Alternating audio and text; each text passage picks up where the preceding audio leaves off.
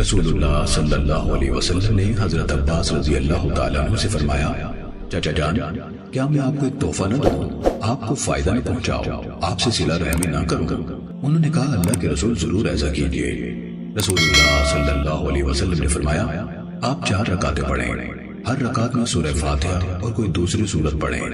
جب قرات مکمل ہو جائے تو رکوع کرنے سے پہلے 15 بار یوں کہیں، سبحان اللہ والحمد للہ ولا الہ الا اللہ واللہ اکبر۔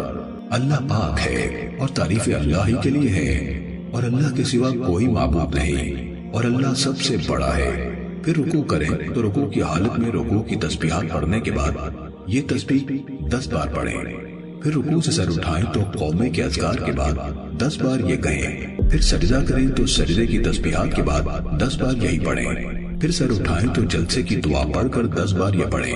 پھر سجدہ کریں تو سجدے کی تسبیحات کے بعد 10 بار یہی پڑھیں۔ پھر سجدے سے سر اٹھائیں تو کھڑے ہونے سے پہلے جلسہ استراحت میں 10 بار یہی پڑھیں۔ یہ ایک رکعت میں 75 تسبیحات ہیں اور 4 رکعتوں میں 300 تسبیحات ہیں۔